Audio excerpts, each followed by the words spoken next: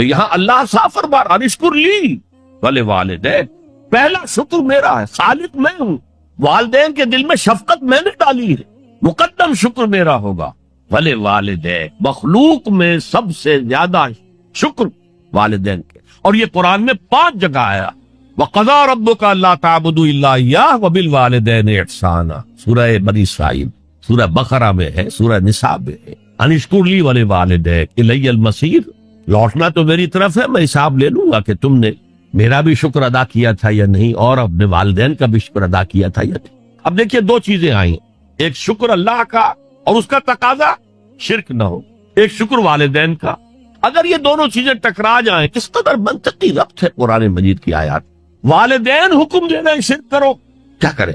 آپ کے علم میں ہوگا حضرت سعد بن ابی وقاص رضی اللہ تعالی عنہ، عشرہ مبشرہ میں نوجوان تھے، ایز اے ٹین ایجر ایمان لائے ہیں حضور۔ باپ کو فوت ہوئے عرصہ ہو گیا تھا، ماں نے بڑی محبت سے، مال بہت چھوڑ گیا تھا باپ، ناز و نام میں پالا۔ اب سعد ایمان لے آئے حضور پر، والدہ نے کہا تم نے اپنے باپ کے دین کو چھوڑ دیا، میں جان دے دوں گی اگر تم اس سے واپس نہ آئے، اور اپنے مشرکانہ عقائد کو تم نے دوبارہ اختیار نہ کیا، مرن برت رکھ لیا۔ اب کیا بیت رہی ہوگی، کس قدر سلیم الفطرت نوجوان تھا سعد، جو نوجوانی میں حضور پر ایمان لایا، لیکن فطرت کے اندر جو چیز مضمر تھی، والدین کا ادب، اللہ جسے اپنی طرف منسوب کر رہا ہے وہ فطرت ہے۔ اب یہ ٹکرا رہے ہیں، کیا کریں؟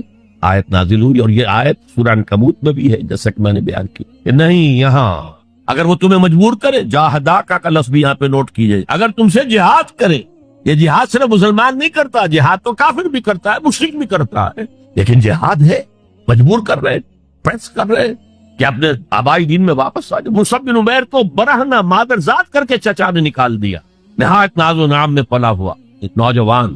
نہرو جی کے بارے میں کہا جاتا ہے ان کے کپڑے پیرس سے سل کر آتے تھے، ان کا 200 درہم کا جوڑا شام سے تیار ہو کر آتا تھا، باپ اتنی دولت چھوڑ گیا۔ اور جہاں سے مصعب گزر جاتا تھا خوشبو اتنی رچی بسی ہوتی تھی ان کے لباس میں کہ پوری گلی، پورا بازار مہک جا رہا، لوگ ہاں مصعب جا رہا۔ جب ایمان لے آئے، چچا نے کہا دیکھو یہ ساری دولت تمہارے مشرک باپ کی، اب نکل جاؤ گھر سے، تمہارا کوئی حق نہیں ہے۔ اٹھ کر چلنے لگے تو کہا یہ کپڑے جو تمہارے جسم پر ہے وہ بھی اسی مشرک باپ کے، اتار دو، اتار۔ مادر ذات برہنہ ہو کر ماں کے پاس آئے، انہوں نے آنکھوں پر ہاتھ رکھے، وہ سب کیا ہوا ہے؟ کہا ماں میں موحد ہو گیا، یہ ہے توحید۔ موحد اپنے آپ کو سمجھنا کچھ اور ہے، زندہ قوت تھی زمانے میں یہ توحید کا بھی، اور اب کیا ہے؟ فقط ایک مسئلہ علم کلام۔ وَإِن جَاهَدَاكَ عَلَىٰ أَن تُشْرِكَ بِي مَا لَيْسَ لَكَ بِهِ عِلْمٌ فَلَا تُطِعْهُمَا۔ اچھا یہ 2 الفاظ آتے ہیں شرک کے بارے میں، مَا لَيْسَ لَكَ بِهِ علم، تمہارے پاس کوئی علم نہیں ہے ان ہستیوں کے بارے میں جن کے بارے میں کہا جاتا ہے کہ وہ خدا کی شریک ہے۔ عقل جو ہے یہ عقل انسانی تسلیم نہیں کرتی کہ ایک ہی ارادہ ہے، ایک ہی اسکیم ہے، ایک ہی حکمت ہے، ایک ہی پلان ہے جو پوری کائنات کو اپنے احاطے میں لیے ہوئے۔ یا کہا جاتا ہے ما لم ينزل به سلطانا، کسی ایسی ہستی کو شریک نہ کرو جس کے لیے اللہ نے کوئی سند نہیں اتاری۔ اللہ اگر کہتا میرے ساتھ یہ بھی شریک ہے تو ٹھیک ہے، ہم اللہ کو سجدہ کرتے ہیں، اس کو بھی کرتے تھے، جیسے کہ حضور سے کہلوایا گیا ان کان للرحمن ولد فانا اول العابدین، اگر رحمان کا کوئی بیٹا ہوتا سب سے پہلے میں عبادت کرتا ہوں۔ کوئی نہیں ہے، نہ بیٹا ہے نہ بیٹی ہے۔ قل هو اللہ احد اللہ الصمد لم یلد ولم یولد ولم یکن له کفوا احد۔ تو فرمایا وَإِن جَاهَدَاكَ عَلَىٰ أَن تُشْرِكَ بِي مَا لَيْسَ لَكَ بِهِ عِلْمٌ فَلَا تُطِعْهُمَا۔ لیکن یہی توازن دیکھیے، یہ صرف اللہ کے کلام میں ہو سکتا ہے، یہ نہیں کہ پھر ان کو دفاع کرو، ان سے کوئی تعلق نہ رکھو، نہیں۔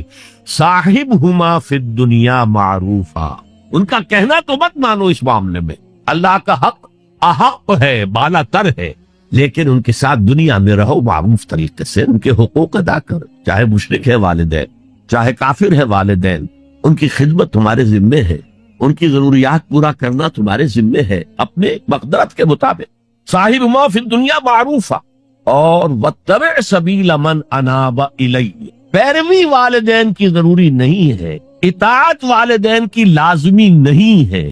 لا طاعت لمخلوق فی معصیت الخالق، کسی مخلوق کی اطاعت نہیں کی جا سکتی اگر اس سے خالق کی معصیت لازم آ رہی، تو والدین کے لیے بھی ہے، اطاعت مطلق نہیں ہے، پیروی ان کی ضروری نہیں ہے، پیروی اس کی کرو جس نے اپنا رخ میری طرف کر لی۔ ابھی اللہ کا کلام چل رہا ہے، درمیان میں جو آیا اتباع اس کی، دیکھو کون ہے جس نے اپنا رخ میری طرف کر لیا ہے، پیروی اس کی کرو، والدین کی نہیں۔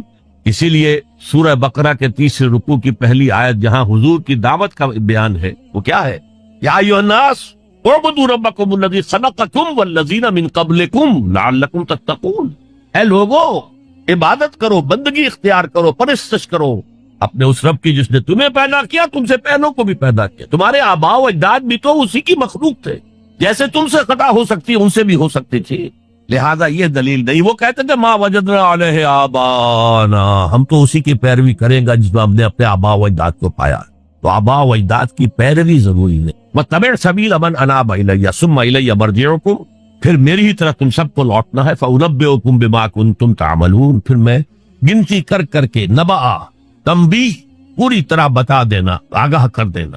ایک تنبیہ ہے، وارن کرنا، ایک تنبیہ ہے، یہ ہے خبر دے دینا پوری طریقے سے، وضاحت کے ساتھ، نبأ سے ہے یہ۔ فَأُنَبِّئُكُم بِمَا كُنتُمْ تَعْمَلُونَ، جو کچھ کے عمل تم کرتے۔ اب اس کے بعد پھر حضرت لقمان کی نصیحت، یا بنی انہا ان تک مثقال حبۃ من خردل، اے میرے بچے، انہا اس میں عمل کا معاملہ، عمل سیئہ ہو یا حسنہ ہو، ہا کی ضمیر مؤنث آئی ہے، انہا نیکی ہو یا بدی ہو، انہا ان تک مثقال حبۃ من خردل، اگر وہ رائی کے دانے کے ہم وزن بھی ہو، پھر وہ نیکی یا بدی، فتکن فی صخرۃ، کسی چٹان کے پیٹ میں گھس کر کیا گیا ہو، او فی السماوات، یا فضاؤں میں کیا گیا ہو، خلاؤں میں کیا گیا، او فی الارض، یا زمین کے پیٹ میں کیا گیا ہو، یات بہ اللہ، اللہ اسے لے آئے، کائے کے لیے لے آئے گا، جزا و سزا کے لیے لے آئے۔ انسانی اعمال میرے بیٹے یہ جان لو ضائع ہونے والی چیزیں نہیں، ان کے بدلے نکلیں گے، ان کے نتائج نکلیں گے، ان کے بدلے مل کر رہے، چھوٹی سی چھوٹی رائی کے دانے کے ہم وزن بھی ہو، مثقال ثقل سے، ثقل کہتے ہیں بوجھ کو، تو اگر وہ رائی کے دانے کے ہم وزن بھی ہوگا تو کہیں نہیں چھپے گا، اسی لیے آیا تھا وَمَن يَعْمَلْ مِثْقَالَ ذَرَّةٍ خَيْرًا يَرَهُ وَمَن يَعْمَلْ مِثْقَالَ ذَرَّةٍ شَرًّا يَرَهُ، کسی نے اگر ذرے کے ہم وزن نیکی کی ہوگی وہ بھی اپنے سامنے پائے گا، اور ذرے کے ہم وزن کوئی بدی کی ہوگی وہ بھی سامنے۔ ان اللہ لطیف خبیر، یقیناً اللہ تعالی لطیف ہے، باریک بین ہے، اور خبیر ہے، باخبر ہے ہر شے سے، لا یخفی علیہ شیء فی الارض ولا فی السماء، کوئی شے اس پر مخفی نہیں ہے، نہ زمین کی نہ آسمانوں کی۔ تیسری نصیحت، یا بنی اقم الصلاۃ وامر بالمعروف وانہی عن المنکر واصبر علی ما اصابک، اے میرے بچے نماز قائم رکھ۔ اب نماز سے مراد کون سی نماز؟ آپ اس سے اپنی نماز نہ سمجھیے، ہم سے پہلے بنی اسرائیل کے اندر کچھ اور نماز کی شکل تھے، ہمیں کچھ اور نماز کی شکل دی گئی ہے، ہمیں نماز کے اوقات اور دیے گئے، ان کے کچھ اور تھے، لیکن کیا شے مشترک؟ اللہ کے ساتھ ایک لا لگانے کی، اللہ کے ساتھ تجدید عہد کرتے رہنا، اللہ تعالیٰ کے ساتھ ایک تعلق قلبی اور ایک ربط ذہنی برقرار رکھنے کا کوئی نظام ہونا چاہیے، وہ ستون مانو اسے، الصلاۃ عماد الدین، تو نماز قائم رکھ، میں نے ترجمہ رکھ کیا ہے، کر نہیں۔ ظاہر بات ہے کہ لقمان بھی نماز پڑھتے ہوں گے، جو بھی نماز تھی ان کی، اور یقیناً ان کا بیٹا بھی پڑھتا ہو، اس لیے یہاں نماز قائم کر کی بجائے بہتر ترجمہ ہے نماز قائم رکھ۔ وامر بالمعروف ونہی عن المنکر، اب پھر فطرت کا معاملہ آ گیا۔ فطرت انسانی واقف ہے کہ یہ شر ہے یہ خیر ہے، جسے میں نے اس سے پہلے کہا ہے کئی مرتبہ، بیسک ہیومن موریلٹی جو پوری انسانیت کی میراث ہے، ہر مذہب میں وہی ہے، اسی کی بنیاد پر کچھ لوگ ڈیولپ کرتے ہیں فلسفہ وحدت ادیان، لیکن وہ بات درست نہیں ہے۔ البتہ یہ کہ جہاں تک بنیادی اخلاقی تعلیمات ہیں وہ مشترک ہیں، وہ انسانوں کی مشترک میراث ہے، جھوٹ مت بولو، سچ بولو، وعدہ خلافی نہ کرو، وعدہ پورا کرو، راہ میں کوئی بھٹک رہا ہو تو راستہ دکھاؤ، کوئی اندھا ہے تو انگلی پکڑ کر اسے سڑک پار کرا، یہ فطرت انسانی ہے۔ اس پہلو سے معروف کا لفظ آیا، نیکی کا لفظ نہیں آیا یہاں، جانی پہچانی شے، اذا ساعت کا سیئتوں کا وحرت کا حسنتوں کا فانت مومن، اگر تمہیں کوئی نیکی کا کام کر کے مسرت حاصل ہو، دل میں انشراح کہ اللہ نے مجھے توفیق دی، اور کوئی برا کام کر کے برا لگے یہ میں نے کیا کر دیا، نہیں کرنا چاہیے تھا، تو تم مومن، تو معروف شے ہے، جانی پہچانی چیز ہے نیکی، اور منکر ہے، فطرت انسانی اباعد کرتی ہے برائی سے۔ یہ علیحدہ بات ہے کہ انسان جو ہے اپنی فطرت کے خلاف چلتا ہے، اپنے مفادات کو دیکھتا، دنیا پرستی میں غرق ہو گیا ہے کہ اندر سے اس کا ضمیر کانشنس اسے ملامت کرتا ہے، تم غلط کام کر، پھر آیا بر میں ہم دیکھ سکے وہ اپنے آپ کو سیٹسفائی کرنے کے لیے کہتا میں فلاں فلاں نیکی کا کام بھی تو کر رہا ہوں، تو اتنا مضطرب کیوں ہے؟ تو یہ سارا معاملہ معروف منکر، یا بنی اقم الصلاۃ وامر بالمعروف وانہی عن المنکر، اے میرے بچے نماز قائم رکھیو، انتقال کے وقت کی یہ وصیت، اور نیکی کا حکم دیتا رہے، معروف شے کا پرچار کر لیو۔ یہ وہی مضمون آ گیا سورۃ العصر کا، والعصر ان الانسان لفی خسر الا الذین آمنوا وعملوا الصالحات وتواصوا بالحق وتواصوا بالصبر۔ یا بنی اقم الصلاۃ، یہ عمل صالح، شرک سے بچ گئے، یہ ایمان ہے، توحید ہے، وامر بالمعروف ونہی عن المنکر، حکم دے نیکی کا، بھلائی کا، معروف کا، اور روک منع کر منکر، جس سے ابا کرتی ہے انسان کی فطرت، جس میں وہ جانتی ہے کہ یہ کام اچھا نہیں۔ وَاصْبِرْ عَلَىٰ مَا أَصَابَكَ، وہ صبر بھی آ گیا، وَتَوَاصَوْا بِالصَّبْرِ، اور پھر جو بیتے اس پر صبر کیجو، اس لیے کہ امر بالمعروف اور نہی عن المنکر بڑا کڑوا فعل ہے یہ، خاص طور پر نہی عن المنکر کسی کو اچھا نہیں لگتا، ریزنٹمنٹ ہوتی ہے۔ بچے بھی جیسا کہ میں عرض کر چکا ہوں، اگر آپ کہہ دیں بھئی یہاں مت کھیلو، یہ کھیلنے کی جگہ نہیں ہے، تو پھر اکثر و بیشتر اپنی عزت سلامت لے کر گھر جانا ممکن نہیں ہوگا۔ اور جو سب سے بڑا حق ہے، یہ زمین، یہ کائنات اللہ کی ہے، وہ اس کا حاکم ہے، اس کی حاکمیت قائم کرو۔ تو جو خدا بنے بیٹھے ہو اپنی حاکمیت کا سکہ چلا رہے ہیں، وہ برداشت کریں گے؟ یہ دیکھیے عیسائیت میں بھی یہ تصور موجود، آخر ہے تو حضرت عیسیٰ نبی تھے نا، اللہ کے رسول تھے، ان کی جو سورہ فاتحہ ہے، جیسے ہماری نماز کی کوئی رکعت نہیں ہو سکتی سورہ فاتحہ کے بغیر، اسی طرح لارڈز پریئر ہے ان کی جو سورہ فاتحہ کی جگہ، اور اس میں یہ جملہ Thy kingdom come, Thy will be done on earth as it is in heaven، اے رب تیری حکومت آئے، تیری سلطنت آئے، جسے آسمانی بادشاہت بھی کہا گیا، اے رب تیری بادشاہی آئے، Thy kingdom come, Thy will be done on earth، تیری مرضی زمین پر بھی اسی طرح پوری ہو، as it is in heavens، جیسے آسمانوں میں پوری کائنات تو تیرے حکم کے آگے سر بسجود ہے، دنیا میں تیرے خلاف بغاوت ہو گئی، اے رب تیری حکومت یہاں بھی قائم ہو جائے، یہاں بھی تیری مرضی کے مطابق معاملات کر۔ اب اس میں ظاہر بات ہے ریزنٹمنٹ ہوگا، جو خدائی کا تخت جمائے بیٹھے ہوں، جن کے ویسٹڈ انٹرسٹ ہو، جو اس معاشرے میں پریولیج کلاسز ہو، وہ کبھی گوارا نہیں کریں گے۔ تو یہ معمولی سی ریزنٹمنٹ کے ساتھ ساتھ بڑے سے بڑے ٹارچرز آئیں گے، سزائیں دی جائیں گی، مارا جائے گا، قتل کیا جائے گا، جیلوں میں بھرا جائے گا، لیکن فرمایا وَاصْبِرْ عَلَىٰ مَا أَصَابَكَ، جو بھی پڑے تم پر، پھر جیل اور برداشت کر۔ إِنَّ ذَلِكَ مِنْ عَزْمِ الْأُمُورِ، یہ بڑے عظیمت کے کاموں میں سے ہے، بڑے عزم اور ہمت کی ضرورت ہے، اس کی بڑی قوی قوت ارادی کی ضرورت ہے، بہت پختہ ڈٹرمینیشن کی ضرورت ہے، یہ معمولی باتیں نہیں ہیں۔ یا بنی اقم الصلاۃ وامر بالمعروف وانہی عن المنکر واصبر علی ما اصابک ان ذلک من عزم الامور۔ اب اس کے بعد دو چیزیں عام اخلاقیات میں، ولا تصعر خدک للناس، اپنے گال پھلا کر نہ رکھو لوگوں کے سامنے، اس لیے کہ جو شخص اس مقام پر پہنچ گیا ہے، اب اس پر شیطان کا حملہ ایک ہی ہو سکتا ہے، اور وہ یہ کہ تکبر پیدا ہو جائے، دوسرے انسانوں کو وہ حقارت سے دیکھے، یہ کن گندگیوں میں پڑے ہوئے، یہ نالی کے کیڑے ہیں، نفرت پیدا ہو جائے، تکبر پیدا۔ سعر جو ہے ایک بیماری کا نام تھا، جو کہ گردن میں اونٹ کے ہوتی تھی، جس کے منہ ٹیڑھی ہو جائے، تو یہ جسے آپ کہتے ہیں کج رخی، کج کولاہی، ٹوپی بھی کج رکھی ہوئی ہے، اور کوئی آپ سے بات کرتا ہے تو اس کی طرف منہ کر کے جواب نہیں دیتے، ایسے ہی جواب دے دیا۔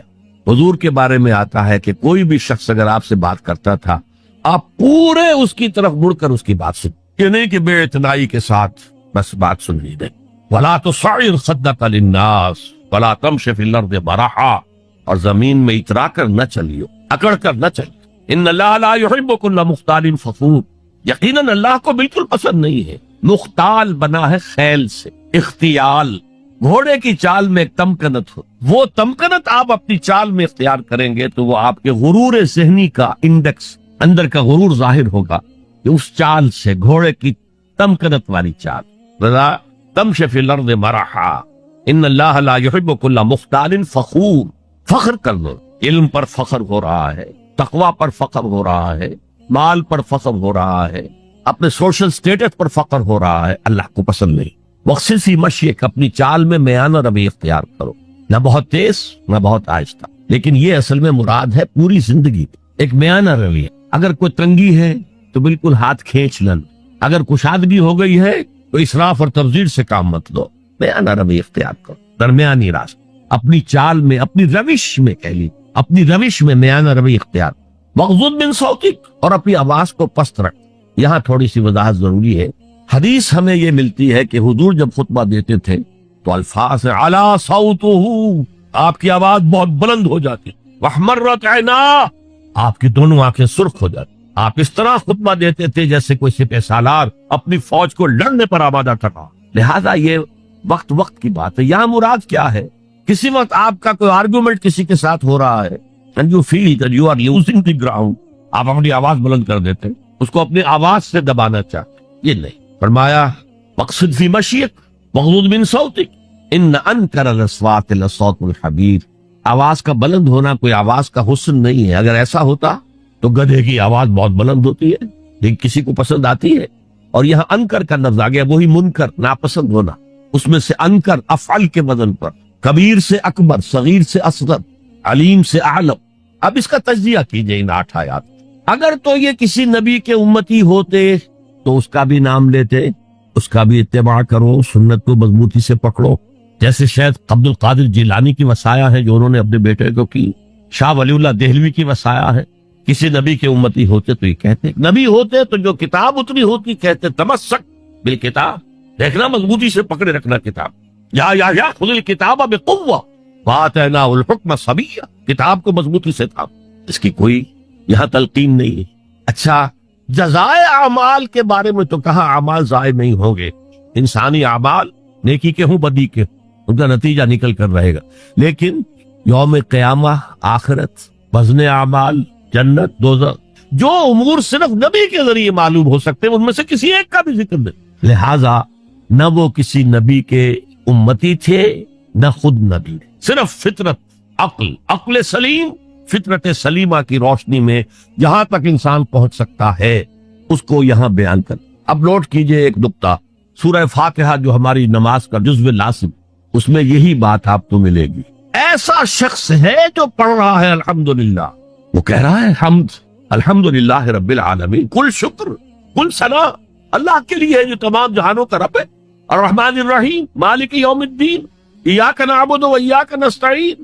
اب اہدنا الصراط المستقیم جو کہہ رہا ہے وہ کاہے کے لیے کہہ رہا ہے؟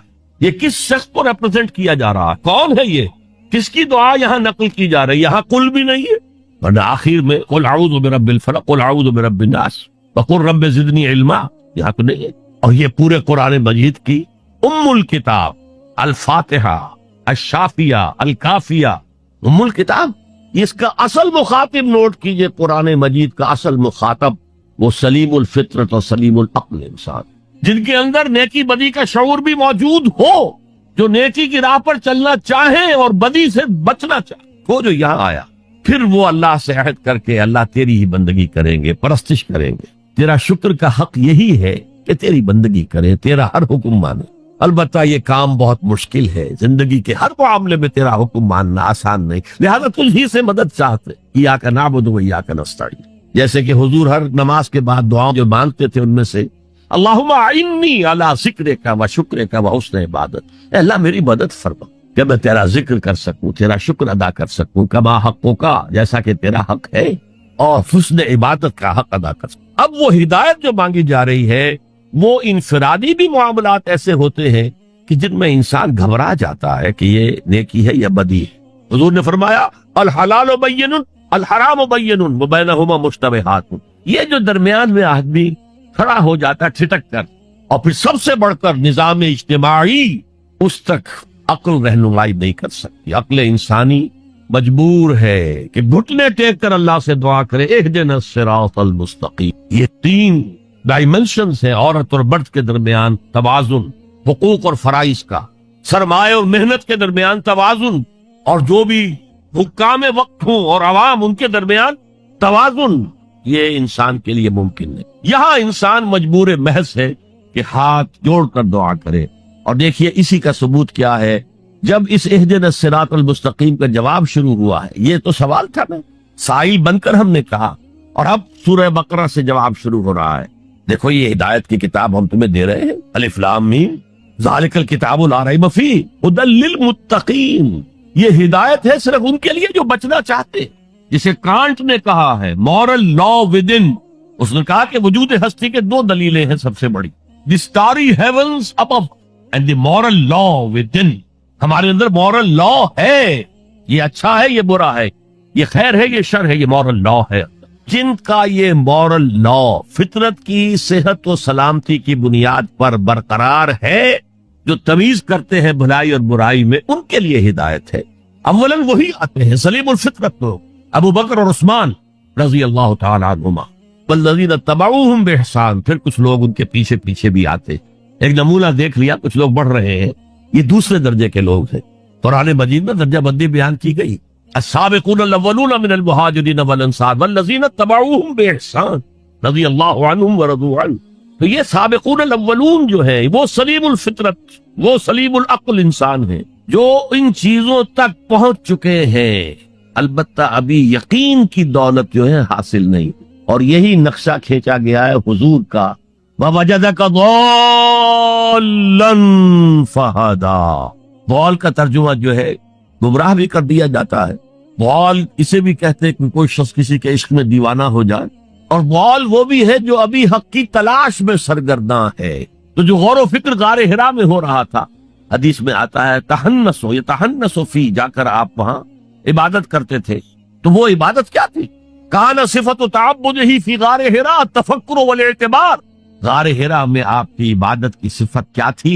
غور و فکر کہ کائنات کیا ہے، وہی جو سے فلسفی، جن کوسچن سے فلسفی ڈریپل کر رہا ہوتا ہے، دو دو ہاتھ کر رہا ہوتا ہے، وہی حضور اس سارے فکر کے مراحل سے گزرے تھے اور قریب پہنچ گئے ہیں، تو دروازے پر دستک دی ہے، دروازہ کھلا، وَوَجَدَكَ ضَالًّا فَهَدَىٰ، پردے اٹھا دیے اور ہدایت تھے۔ اچھا، یہ تو آپ کے سامنے تعلق جو ہے ایمان کا عقل و فطرت کے ساتھ میں سمجھتا ہوں کہ کسی نہ کسی درجے میں واضح ہو۔ اب میں آپ کو اس کا سنتھسس بتاتا ہوں۔ یہ عقل و فطرت جو ہے، اللہ کو پہچاننا کلیتاً فطرت پر مبنی ہے۔ انسان کی فطرت میں، اس کی روح میں اللہ کی معرفت، اللہ کی محبت موجود ہے، اس پر ظہور کے پردے پڑ گئے ہیں، تم ادھر متوجہ ہی نہیں ہوتے، تم نے کبھی اپنے قلب کی گہرائیوں میں اتر کر دیکھا ہی نہیں، تم تو باہر کی دنیا میں مگن ہو، مادی دنیا میں لگے ہوئے۔ کچھ تو بقول شاہ ولی اللہ وہ حیوانیت کی سطح پر آ جاتے ہیں بیچارے، صبح سے شام تک کی کمر توڑ دینے والی محنت کے بعد بھی ان کی بنیادی ضرورتیں زندگی کی پوری نہیں ہوتی، وہ کیا کسی سے لو لگائیں گے، کیا خدا کو یاد کریں گے؟ کاد الفقر ان یکون کفرا، یہ فقر اور احتیاج اور مفلسی تو انسان کو کفر تک پہنچا دے، حضور کی حدیث۔ تو تم ادھر متوجہ ہو، ہماری طرف متوجہ نہیں ہوتے۔ حضرت ابراہیم کا قول کیا تھا؟ انی وجہت وجہی للذی فطر السماوات والارض حنیفا وما انا من المشرکین، اور یہ نماز کا افتتاح بھی ہے، انی وجہت وجہی، میں نے اپنا رخ سیدھا کر لیا ہے اللہ کی طرف، حنیف یکسو ہو کر، دائیں بائیں کوئی میری توجہ نہیں جا رہی۔ یہ ہے در حقیقت اس عبادت کا تقاضا، جو کہ شکر کا لازمی نتیجہ۔ اب اس کا سنتھسس دیکھیے، میں نے کہا کہ سب سے پہلے ایمان باللہ وہ کلیتاً فطرت پر ہے، اسی لیے کانٹ نے یہ ثابت کیا، ایک کریٹیک آف پیور ریزن، اس کی کتاب جس نے ہنگامہ پیدا کر دیا تھا پورے یورپ میں۔ اس وقت تک کرسچینٹی ڈومیننٹ تھی اور مذہب ایک اہم عنصر تھا انسانی زندگی کا۔ اس نے کہا اللہ کے وجود کے لیے جتنے منطقی دلیلیں دی گئی ہیں سب غلط ہیں، میں سب کو کاٹ کر دکھاتا ہوں۔ جیسے ہم کہتے ہیں لوہے کو لوہا کاٹتا ہے، منطق نے منطق کو کاٹ۔ There's no logical reason to prove the existence of God. A critique of pure reason، میں نے کہا تھا pure reason، عقل خالص جو فطرت سے رہنمائی نہیں لے رہی، وہ فلسفہ جو ہے اس کی منزل کیا ہے؟ اگنوسٹسزم یا اسکیپٹسزم، لا ادریت یا ارتیابی۔ پھر اس نے ایک کتاب لکھی بعد میں، کریٹیک آف پریکٹیکل ریزن۔ اس نے کہا کہ عملی طور پر انسان اخلاق حسنہ اختیار کر ہی نہیں سکتا جب تک کہ خدا کو نہ مانے، یہ نیسیسٹی ہے انسان کو کہ مانے۔ علامہ اقبال نے اس کو تسلیم کیا ہے، کانٹ کے اس دعوے کو۔ وہ ان کی کتاب ہے reconstruction of religious thought in Islam, کہ کوئی منطقی دلیل خدا کے وجود کو ثابت نہیں کر سکتی۔ متکلمین نے کوششیں کی ہے، لیکن دلیل کو کاٹ دیتی ہے، منطق کا توڑ کر دیتی ہے۔ وہ صرف قرآن نے لفظ آیت استعمال کیا جو میں نے بیان کیا۔ اس کائنات میں ہر شے اللہ کی نشانی ہے۔ جیسے آپ کو اپنے کسی دوست کی دی ہوئی کوئی شے دیکھتے ہی دوست یاد آ جاتا ہے، ایسے ہی آفاق و انفس میں اللہ کی نشانیاں، تمہارے اندر بھی اللہ کی نشانیاں۔ ذرا توجہ تو کرو، آفاق کو دیکھو، کھول آنکھ، فلک دیکھ، زمین دیکھ، فضا دیکھ۔ افلا ينظرون الى الإبل كيف خلقت وإلى السماء كيف رفعت وإلى الجبال كيف نصبت وإلى الأرض كيف سطحت فذكر إنما أنت مذكر. کیا یہ دیکھتے نہیں، غور نہیں کرتے اونٹ کو کیسے پیدا کیا گیا، کتنا اپنے ماحول کے ساتھ مناسبت رکھتا ہے، 7 دن نہ کچھ کھانے کو ملے نہ پینے کے ملے، اسے کوئی پرواہ نہیں.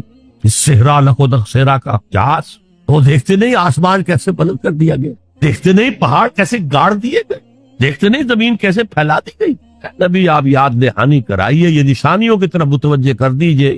آپ سوائے یاد دہانی کرانے والے کے اور کچھ نہیں ہے. آپ کے ہاتھ میں اختیار نہیں ہے کہ آپ اللہ کو منوا لے، یہ تو تمہارے اندر سے فطرت سے ابھر کر گواہی آئے گی. اب دیکھیے اس کے لیے آیت جسے میں یہ قرآن مجید کی طویل آیات میں سے جیسے آیت البر ہم نے پڑھی تھی، ان فی خلق السماوات والارض واختلاف اللیل والنہار والفلک التي تجری فی البحر بما ينفع الناس وما انزل اللہ من السماء من ماء فاحیا به الارض من بعد موتها وبث فیہا من کل دابۃ وتصریف الریاح والسحاب المسخر بین السماء والارض لآیات لقوم یعقلون. یقیناً آسمان اور زمین کی تخلیق میں، رات اور دن کے الٹ پھیر میں، اس کشتی یا جہاز میں کہ جو پیسہ سامان لے کر چل رہی ہوتی، جو لوگوں کو نفع پہنچاتی، اور وہ جو اللہ نے آسمان میں سے پانی اتارا اور اس سے زمین کو اس کی موت کے بعد زندہ کر دیا اور زمین میں پھیلا دی ہر طرح کے جاندار، اور یہ ہواؤں کا چلنا. کسی مصور کی تصویر دیکھی، تعریف تصویر کی کرتے ہو یا مصور کی کرتے ہو؟ مصور کا کمال ہے، تصویر میں کیا ہے؟ ہاں وہ اپنے منہ سے بول رہی ہے، اپنی زبان حال سے اپنے بنانے اپنے مصور کی تعریف کر رہی. تو کائنات کا ذرہ ذرہ اللہ تعالیٰ کی نشانیوں پر. شیخ سعدی نے کہا، بڑا پیارا شعر ہے، برگ درختان سبز در نظر ہوشیار ہر ورق گفترست از معرفت کردگار. یہ جو سبز درختوں کے پتے ہیں، ایک نگاہ ہوشیار جو کہ ان کی حقیقت کو پہچان سکے، اس کے نزدیک ہر پتا معرفت کردگار کا ایک بہت بڑا دفتر. اور آج ہمیں معلوم ہے ہر پتا ایک فیکٹری ہے، فوٹو سنتھسس کا عمل اس میں ہو رہا ہے، سورج کی انرجی کو جذب کیا جا رہا. برگ درختان سبز در نظر ہوشیار ہر ورق دفترست از معرفت کردگار. وہ جو آیت میں نے آپ کو سنائی اسے میں نے نام دیا ہے آیت الآیات. اتنی آفاقی آیات کسی اور آیت میں جمع نہیں کی گئی جتنا بڑا گلدستہ ہے.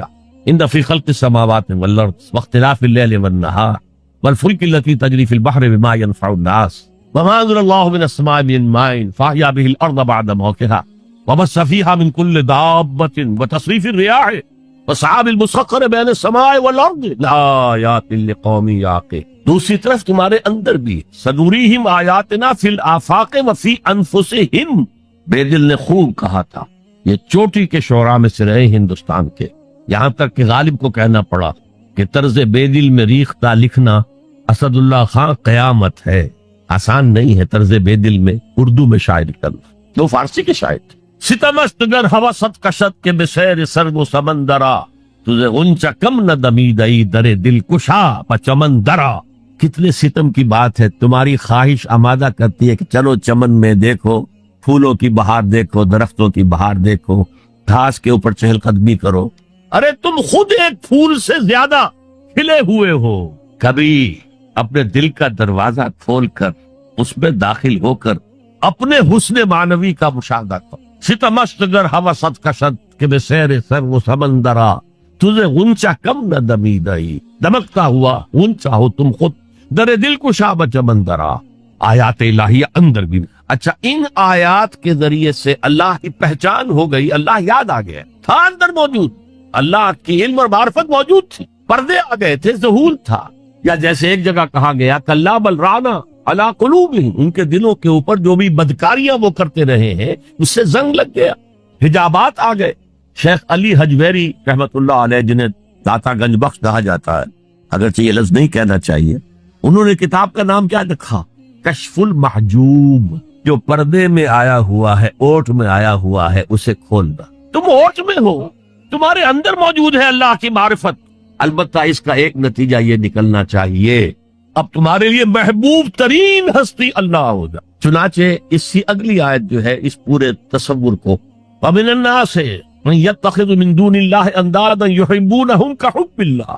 لوگوں میں وہ بھی ہیں جو اللہ کے سوا کوئی مد مقابل گھڑ لیتے ہیں، پکڑ لیتے ہیں اور ان سے وہ محبت کرنے لگتے ہیں جو اللہ سے کرنی چاہیے۔ اپنے نفسی کو معبود بنایا ہوا، دولت کو معبود بنایا ہوا، دولت پرست، سرپرست، نفس پرست، وطن کو معبود بنا لیا ہے، وطن پرست، قوم کو معبود بنا لیا ہے، قوم پرست، بہت چھلانگ لگائی تو انسان پرست یا انسان دوست، ہیومنزم، اور اس کو پوج رہے ہیں، اس کے لیے بھاگ دوڑ کر رہے ہیں۔ وَمِنَ النَّاسِ مَن يَتَّخِذُ مِن دُونِ اللَّهِ أَندَادًا يُحِبُّونَهُمْ كَحُبِّ اللَّهِ وَالَّذِينَ آمَنُوا أَشَدُّ حُبًّا لِلَّهِ، جو اللہ کو مان لیتے ہیں اور پہچان لیتے ہیں ان کی شدید ترین محبت اللہ کے ساتھ۔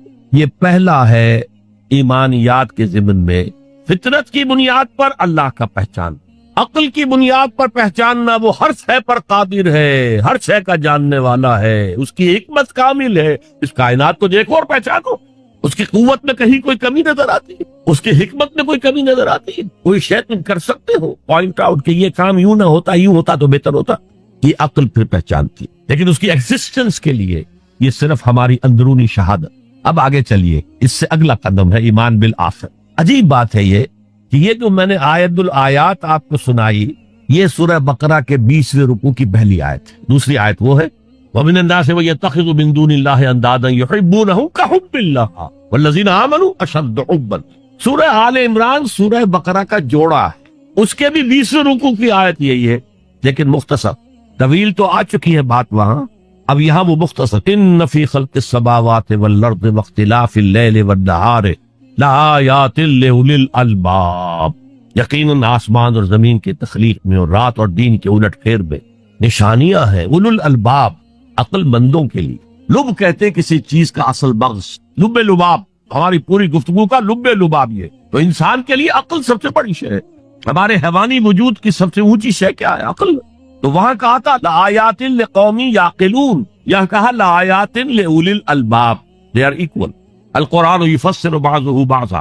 اگلی آیت دیکھیے، اگلا قدم، اللہ کو پہچاننے کے بعد اس کو یاد رکھو، مستحضر رکھو، اور حقیقت زندگی، حقیقت انسان، اس کی الجھی ہوئی ڈور کو سلجھانے کی کوشش کرو، مزید تفکر کرو، غور کرو آسمانوں اور زمین کی تخلیق۔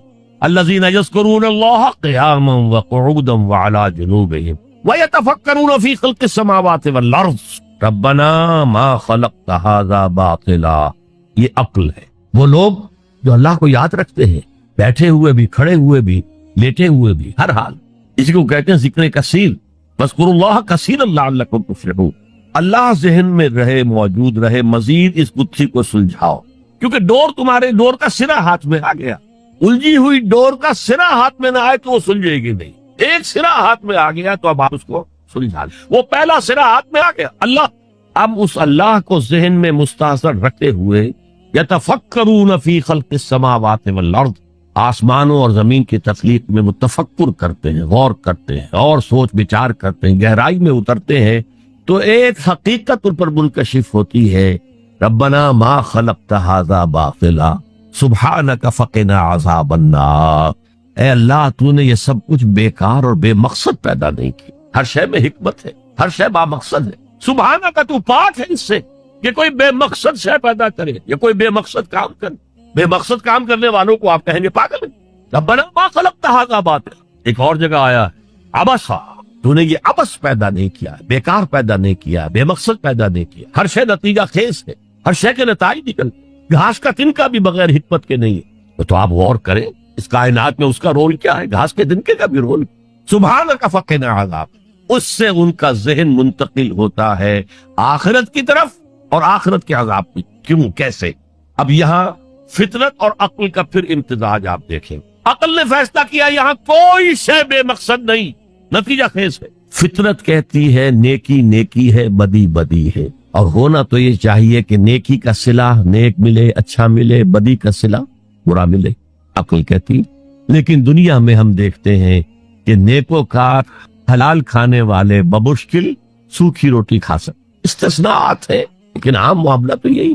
حرام خور، دھوکہ دینے والے، سودی کاروبار کرنے والے، ہیروئن کا کاروبار کرنے والے، منشیات کا کاروبار کرنے والے، انسان کے صفری جنسی جذبات کو بھڑکا کر آمدنی حاصل کرنے والے وہ عیش کر رہے ہیں. تو اصول تو یہ ہے کہ گندم از گندم پہ رویت، جو سے جو، گندم سے گندم اگنی چاہیے، جو سے جو اگنا چاہیے. یہ کیا ہو رہا ہے؟ نیکوکاروں کو کیا ملا؟ نسل انسانی کا سب سے بڑا نیک انسان محمد صلی اللہ علیہ وسلم. اور کئی وقت کے فاقے آتے تھے، ان کی نیکی کا کوئی صلہ دیا جا سکتا ہے دنیا میں سوائے اس کے کہ ان پر درود پڑھیں. اللہم صلی علی عبدک و نبیک و رسولک و خلیلک محمد و بارک وسلم. درود پڑھیں.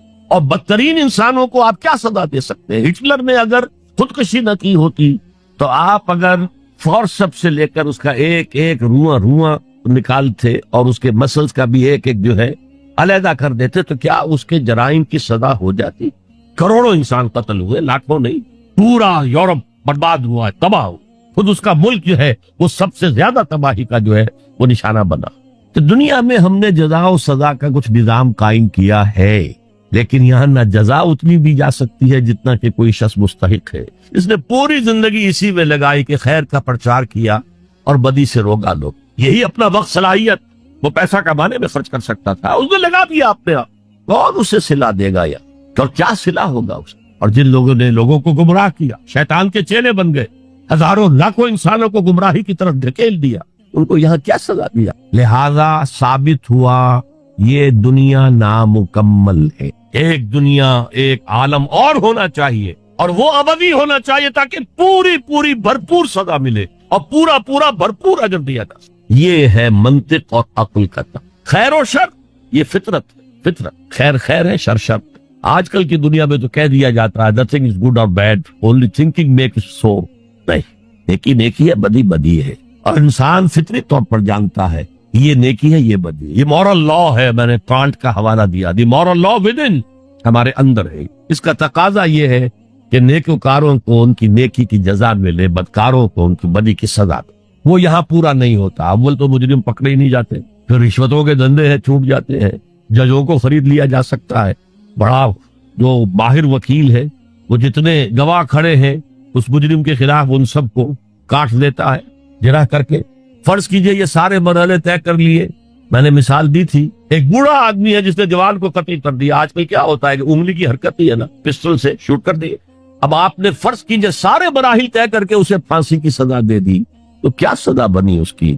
وہ زندگی گزار چکا، کھا پی چکا، اپنے بچوں کو پال پوس چکا، وہ بچے اپنی اپنی جگہ پر ہیں، اس کی بیوی بھی یا بوڑھی ہے یا مر چکی ہے، اور اس نوجوان کا جوان بیوی جو ہے وہ بیوہ ہوئی، چھوٹے چھوٹے بچے یتیم. اور یہ بچے اب باپ کی شفقت اور باپ کی نگرانی سے سر پر سایہ نہیں رہا ہے باپ کا، اور ان کے آوارہ ہونے کا امکان بہت شدید ہے. وہ آوارہ ہوں گے تو کہاں تک ان کی آوارگی معاشرے کے اندر گندگی پھیلائے گی. انسان کے اعمال ایک وہ ہے جو اپنی زندگی میں آگے بھیجتا ہے. میرے اور آپ کے اعمال جمع ہو رہے ہیں، کریڈٹ اور ڈیبٹ ہو رہا ہے، وہاں حساب کتاب ہو رہا ہے. ایک وہ اعمال کے اثرات ہیں جو ہم پیچھے چھوڑ کر جاتے ہیں، بما قدم واخر، وہ جو پیچھے اثرات ہیں. آج جو کوئی نماز پڑھ رہا ہے وہ حضور کے طفیل ہی پڑھ رہا ہے، جو روزہ رکھ رہا ہے وہ حضور کے طفیل روزہ رکھ رہا ہے، حضور ہی نے سکھایا تھا. اسی لیے کہتے ہیں اللہم صلی علی محمد بعدد من صلی وصام، بارک علی محمد بعدد من قام، سجدہ و قام کہہ لیجئے، رکع و قام کہہ لیجئے. اے اللہ محمد پر درود بھیج ان سب کی تعداد کے حساب سے جو نماز پڑھ رہے ہیں، روزہ رکھ رہے ہیں، اس لیے کہ وہ محنتیں مشقتیں 23 برس کی تھیں جن کا یہ نتیجہ نکل رہا. تو یہ ہے ایمان باللہ سے ایمان بالآخرت تک فطرت اور عقل کی رہنمائی. الذين يذكرون الله قياما وقعودا وعلى جنوبهم ويتفكرون في خلق السماوات والارض ربنا ما خلقت هذا باطلا سبحانك فقنا عذاب النار ربنا انك من تدخل النار فقد اخزيته وما للظالمين من انصار. اے اللہ جن کو بھی تو جہنم میں داخل کر دے گا ان کو تو رسوا کر دے گا، وہ رسوا ہو جائے، اور ایسے ظالموں کا کوئی مددگار نہیں، کوئی تیرے فیصلے کو بدلنے والا نہیں ہوگا، کوئی تیری احتساب کے راستے میں حائل ہونے والا نہیں ہوگا، کوئی تیرے محاسبے کے رخ کو موڑنے والا نہیں ہوگا، کوئی مددگار نہیں. اب غور کیجئے، جو شخص یہاں پہنچ گیا ہے عقل اور فطرت کی رہنمائی میں، اس کے کان میں آواز آئی کوئی اللہ کا بندہ ہے جو کہہ رہا ہے ایمان لاؤ اپنے رب پر، والہانہ رجوع کرے گا کہ نہیں. دیکھنا تقریر کی لذت کہ جو اس نے کہا میں نے یہ جانا کہ یہی میرے دل میں تھا. اگلی آیت کیا ہے؟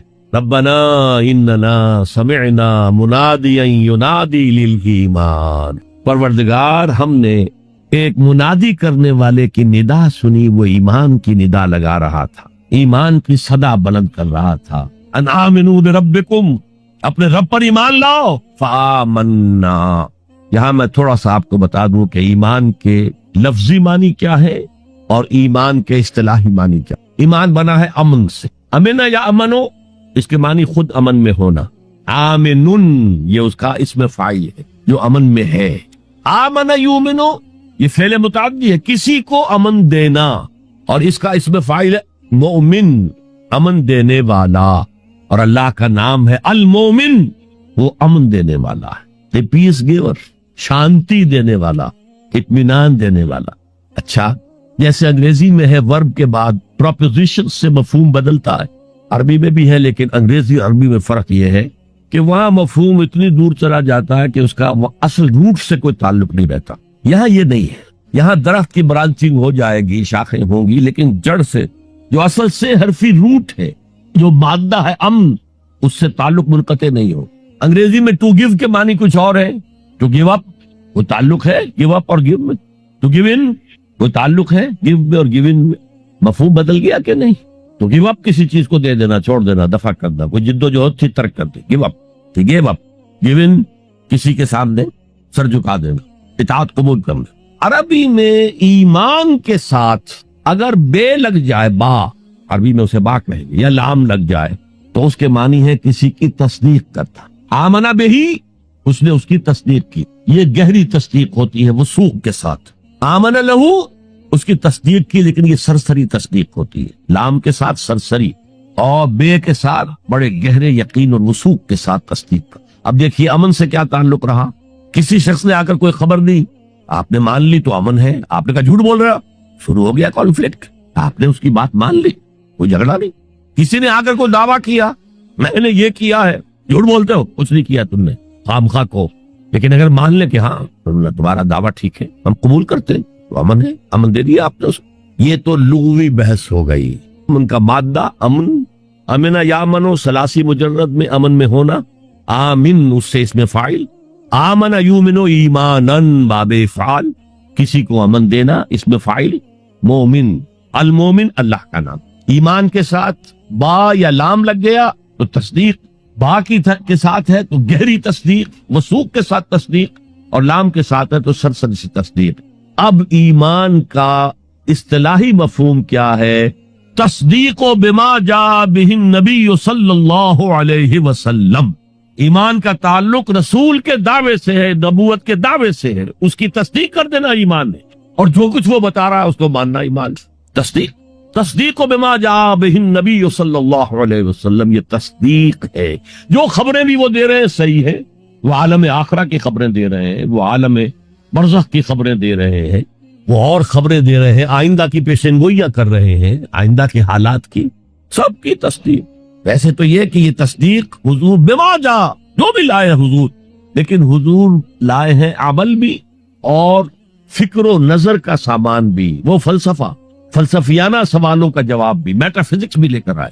ایمان کا جو ہے اطلاق وہ صرف میٹا فزیکل جو تعلیم ہے اس پر ہوتا، اور وہ تمام نبیوں کی ایک ہی رہی ہے، اللہ پر ایمان، جو وقت کا رسول ہے اس پر ایمان، جو بھی کتاب ہے اس پر ایمان، آخرت کا ایمان، بعث بعد الموت کا ایمان، اسی طریقے سے جنت اور دوزخ کا یقین، حساب کتاب کا یقین، وزن اعمال کا یقین۔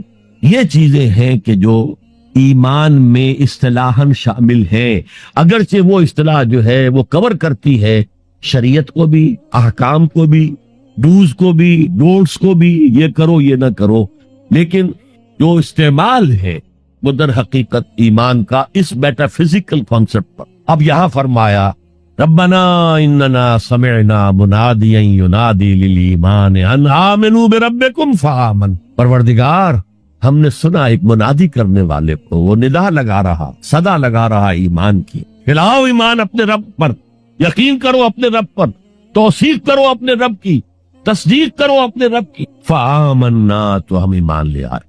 ربنا فاغفر لنا ذنوبنا، تو اے رب ہمارے گناہوں کو بخش، اب تک ہم غفلت میں تھے، جو کوتاہیاں سرزد ہوئی ہیں، جو خطائیں ہوئی ہیں معاف، وکفر عنا سیئاتنا، ہمارے دامن کردار پر جو داغ اور دھبے ہیں انہیں دور کر، ہٹا دے، اور ہمارے نامہ اعمال پر جو دھبے لگے ہوئے اللہ اسے دھو دے، ہمارے اعمال نامے کو پاک اور صاف۔